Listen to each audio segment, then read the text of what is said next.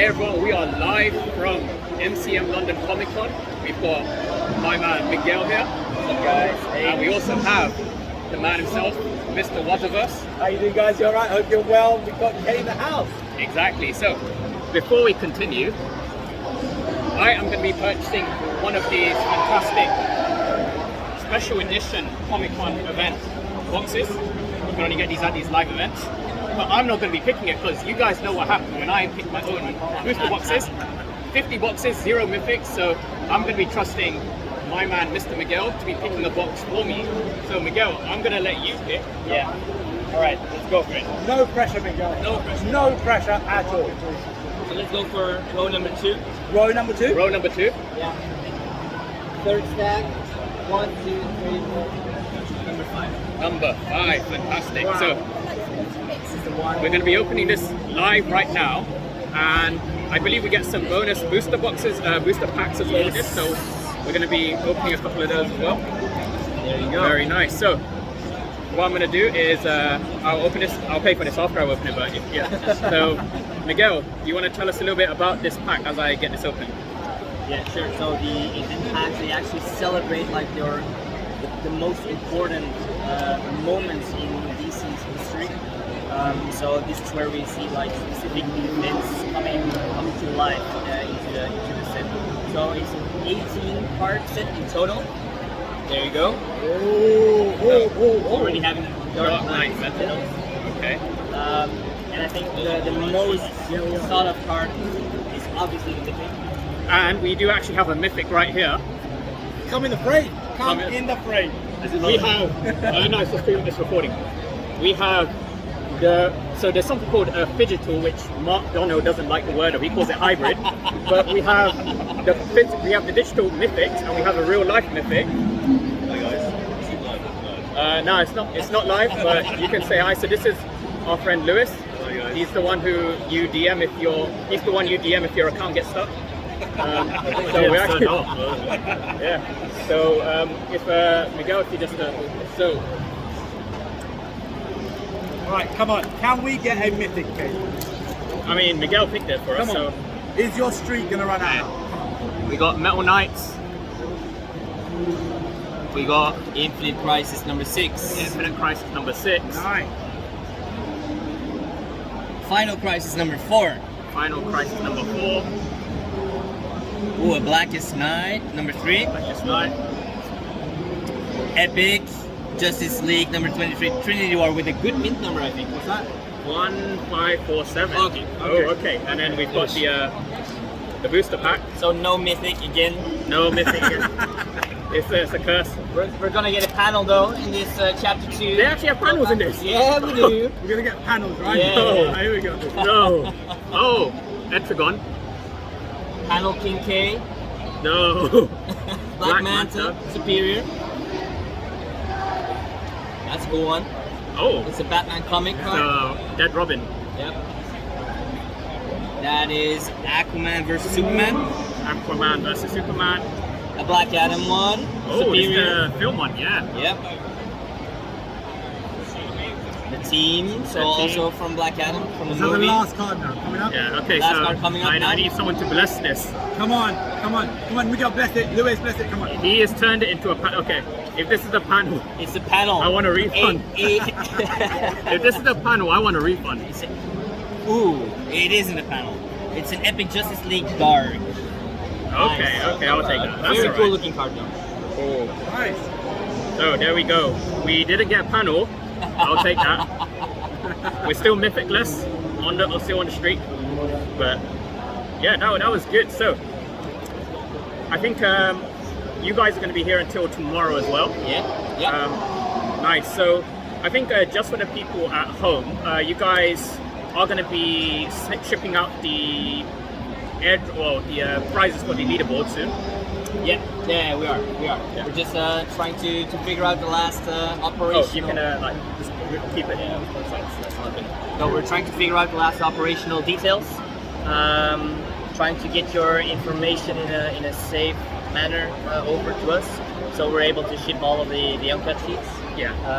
On the voting and on the other chapter 1 rewards, They're also we're trying to figure out like the last details. Bear with us. We are looking how we can set it up correctly for you guys. So it might take a little longer than expected, but everything will be done, and we're not forgetting about you. That's good. All right. And just a few very common questions I've been asked, which I think maybe yourself or our friend Lewis can answer. So a lot of people were asking about scarcity. So a lot of people think, hey, there are way too many editions of these cards. So if yourself and Lewis as well, if you could maybe give us some ideas you guys have thought about to help with scarcity, because I know with the other projects that Colex has worked with, they have implemented systems for reducing scarcity or increasing scarcity, I guess I should say. Yeah, I think on scarcity first, number one, as we are opening up more countries, more people will come into the hero game, right? So that's number one. So the more people join the hero community and start collecting the cards, that obviously increases scarcity. So that's step number one. In terms in general, if you look at our runs in comparison with like the other big trading card releases that you'll see, actually our releases are still quite small. So that is also, put it into perspective, I think we're still having quite a scarce model at the moment. And as you hinted at, we are working and we will be announcing quite soon some new cool ways where scarcity is being increased, and where you can actually contribute yourself to higher scarcity of cards. Okay, so that's really helpful. So obviously more outreach, more exposure. And Lewis, so for Colex, we know that you guys have a system that, Gavin's kind of broken down quite well for me, where you can essentially burn cards to get other types of rewards. Have you guys looked at whether that's possible to implement for Hero? I cannot comment at this time. You cannot comment on this time, but Gavin would probably give it away. When does the video go live? I'll post it up probably next week. Mr. Gavin, we have a question for you. So we have Gavin, and obviously Gavin is actually looking for work. So I think he wants to. If anyone from VV is hiring, I fired myself.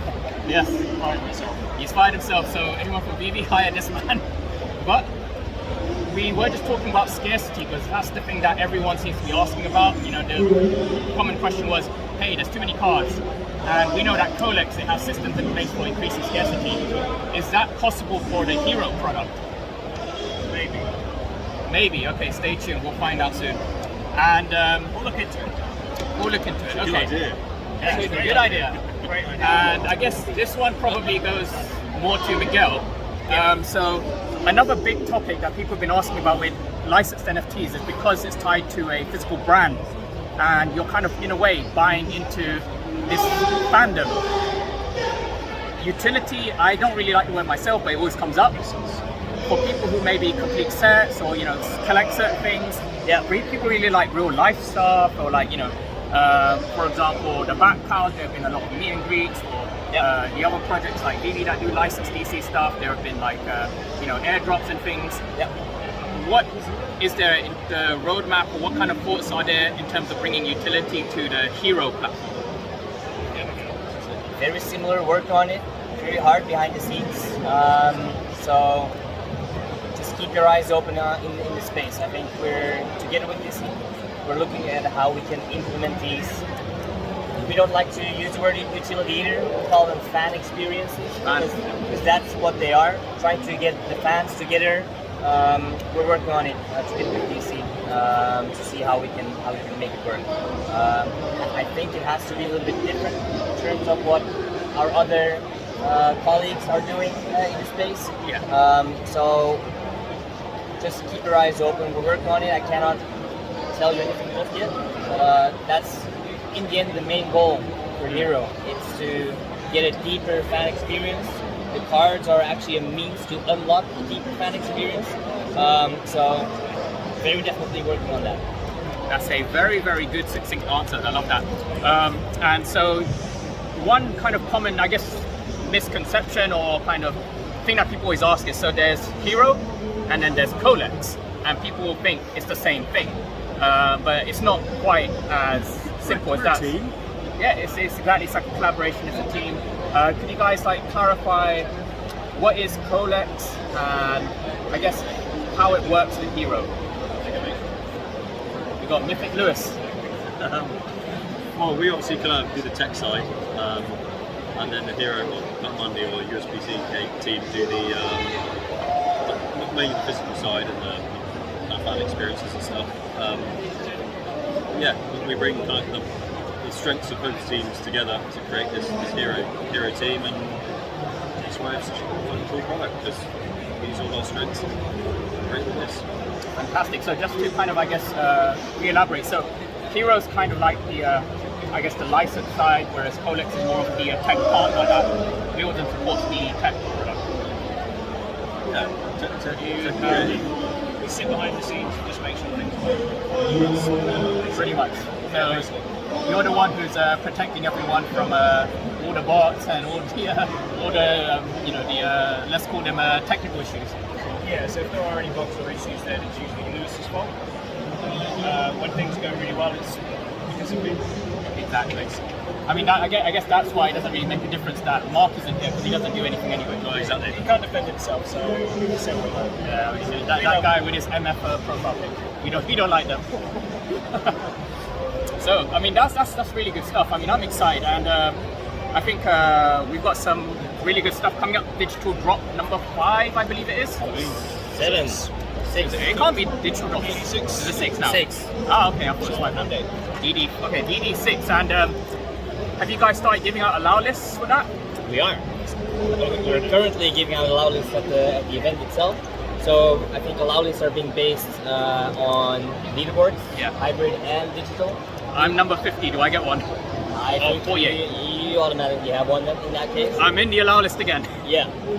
The first 50 people buying here at London Comic Con. Yeah. The first people buying an event package Per day. per day. Also get on the allow list. And then Oh, so I've got 2 allow lists now. I mean, you can't have 2, can you? you can have two. I mean, yeah, if I bought a pack and then I've also got the top 50, so Yeah, exactly. So that's a little bit the allow list for next drop. So I think it's going to be an amazing drop. I think this is, me personally, I hear myself repeating the same thing every single time again, every drop again. But to me, this is like the most amazing artwork we've dropped till now. The theme, the art is like super nice. So I'm gearing myself up for Monday. I really like it. I mean, I saw the zombie look, I was like, man, this is probably in my opinion, artistically the coolest, sickest looking set, like in my opinion. But yeah. I guess the last thing I want to kind of go over is, I've made a big point of this, right? Is I think every digital drop, you guys have changed it in a way to improve on it. So I remember the first one, there was like maybe a bit too much scarcity, and then you guys kind of bumped up the size, and then you guys took some feedback on board, and then you guys kind of changed the type of pack. Like you have the packs where you automatically get like a rarer card in it, and then you got the less expensive ones where it's kind of like a normal pack. This is all based off of community feedback. So I guess, what does the process look like for you guys as a team in terms of changing the way you go about doing these drops? Like, do you just look and see what people are complaining about the most on Twitter, or do you look at Discord for like a suggestions channel? Like, what does that process look like? Because it seems like you guys are constantly trying to improve on that user experience. In regards to like the feedback that we've got from people like that, we scan that channel in Discord, and anything that gets put in that channel gets put into a sheet. Then we kind of stack rank it internally and discuss it internally, and then we reach out to people in the community as well, run those ideas by them, see what they think. But we don't just kind of see one idea and implement it. Because obviously someone's opinion might not be the right thing to implement. So yeah, we gather a lot of data and compare it against a lot of other things. From a development point of view, that's how we got the feedback now. Oh, fantastic. Gavin, do you have any thoughts on that? Nope, I discovered it. And Mr. Miguel, we'll finish up with you. No, I think Lewis is completely right. We're monitoring 24/7, having conversations with like the biggest collectors in the space. Like everyone is involved. We're trying to feel what the fans want and need, and in the way possible, we try to cater to that. There has to be some kind of consistency throughout, obviously, but we try to adapt and evolve to a system where everyone seems happy. We're not always able to cater to everyone's needs, obviously, but we have to find that middle ground, that golden road in the middle, and I think we're getting there. Okay, fantastic. So I think we'll end it there. We've kind of covered through the main kind of topics that people have been asking, but as always, digital drop number 6. When's the date for that again? That's Monday, 31st of October. Halloween. Oh, next week. So you've got only a couple of days. Make sure you're on that allow list. If you come to the event and buy a pack, you get allow listed. First 50. Yep. Awesome. And yeah, I'm looking forward to seeing what happens. Perfect. All right, guys. So we have Mr. Miguel here. We got Mythic Lewis, and we have the man himself looking for a job, Gavin. Thanks, guys.